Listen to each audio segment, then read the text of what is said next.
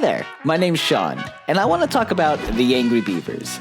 Today, let's check out our first holiday episode, Gift Hoarse. Dag, is that you?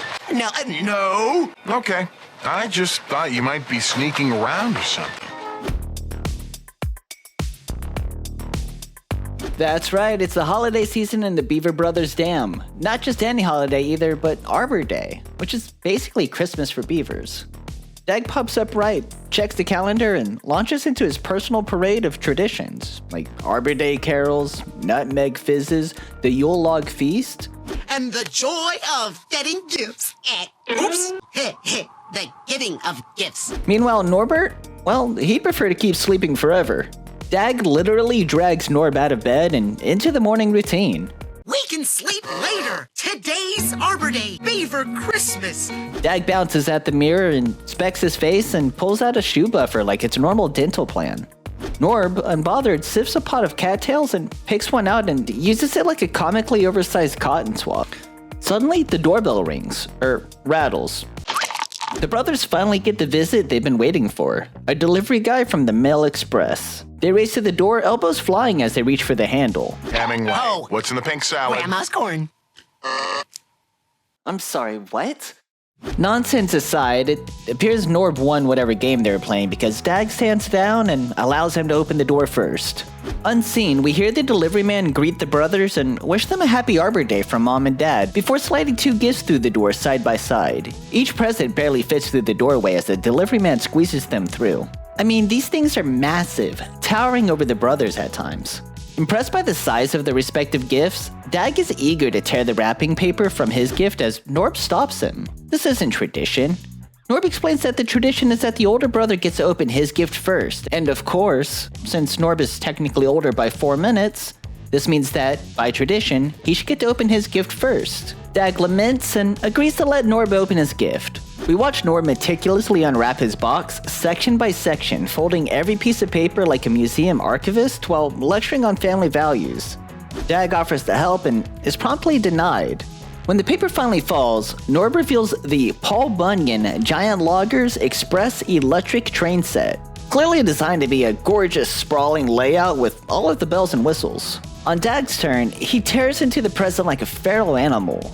Big white box with a smaller white box inside, and finally, a pine tree air freshener. He visibly short circuits. Norb clocks the mood and tries to make it right, even offering a full trade. You can have my cool new train set and I'll play with your pine tree air thingy. Dag, wooden and wounded, insists that the little tree is exactly what he wanted and slinks back to the bedroom. Why? This is what I've always wanted. It's obvious he's trying to be gracious, but we can also see jealousy starting to leak out the sides a little bit. In the bedroom, we meet Muscular Beaver for the very first time, Dag's superhero alter ego with Powers so secret even I don't know what they are. He unveils the latest weapon, his Pinorang, and commits to playing nice with his tree. Norb bursts in to show off train extras, and Dag brushes him aside. He's busy saving the world, obviously. Later, Dag sets up a full mini battlefield. Soldiers, tanks, terrain, all aimed at one smug tree. It's a coping mechanism until it isn't. He snaps and smashes the air freshener with a tank. That glossy new toy smell is officially gone. From the living room, we can hear Norb's train horn. Downstairs, Norb has connected the entire house. Tracks spiderweb from room to room, tunnels, bridges, switches, and he's literally riding the train through the dam. He invites Dag for a spin, but Dag grunts and storms away, only to return on tiptoe with a plan. Dag imagines drawing a black hole on the floor, laying track into the void, and sending the train to nowhere. Oh, and pitching the pine tree in after it. No more train, no more choo-choo, no more stinky pine tree. That doesn't even rhyme, but I don't care. No more train. Then he does the next best thing in real life. He uses an axe to chop a hole in the floor and feeds a length of track straight into it. He flips switches, lines up head-on collisions, and accidentally engineers a worse chain reaction. Trains screech, cars accordion, and he gets his finger caught in the rails, becoming part of the pileup. Round 2, Dag returns an alpine gear with a grappling hook. He hurls it, latching onto a high trestle, and becomes a human, or beaver, wrecking ball. Momentum yanks him around the corners as pylons snap, bridges splinter, and the entire network unravels in seconds, despite Norb's pleading for Dag to stop. When the dust settles, the brothers sit in silence amid a graveyard of train parts. The air freshener drifts down and lands gently between them. Norb folds his arms, disappointed but not cruel, and asks why, repeatedly. Dag finally admits it. He was jealous and let it get away from him. He offers up the little tree as an apology, and Norb accepts it. Just then, the doorbell rattles. The delivery guy's back, apologizing for the delay. Apparently, the gifts were so big that he had to make 2 trips. We see the rest of Dag's present, a giant 8-wheeled RC beast with its own controller. The pine tree is just an accessory for the rearview mirror. And before Dag can even process the whiplash, Norb snatches the controller and yells for Dag to check out his cool new toy. Dag starts to consider sabotage, but his thought bubble shuts him down.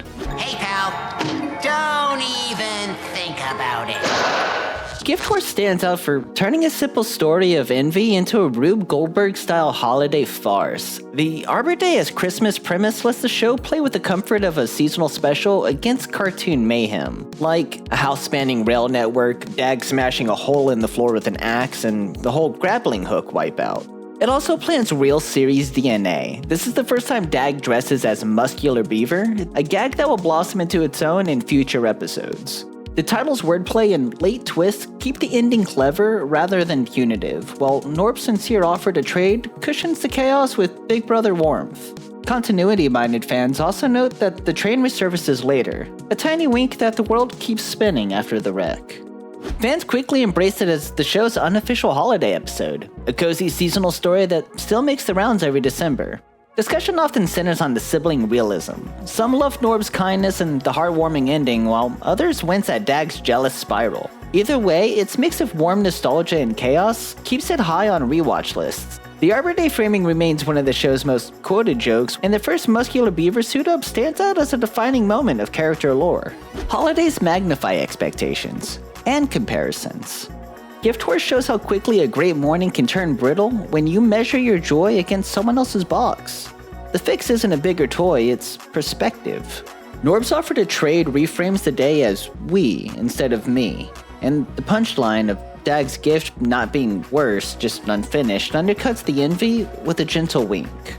That's why fans revisit it when the weather turns. It's noisy, it's silly, but it lands on kindness without getting sappy.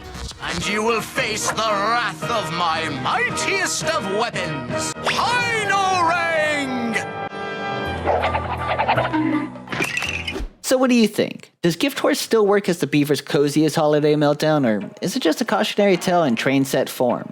Drop your thoughts down below. I'm covering different episodes of Angry Beavers and Rocko's Modern Life every week, so if you enjoyed this, please consider liking and subscribing so you can tune in for the next one. Thanks for watching, and I'll see you next time.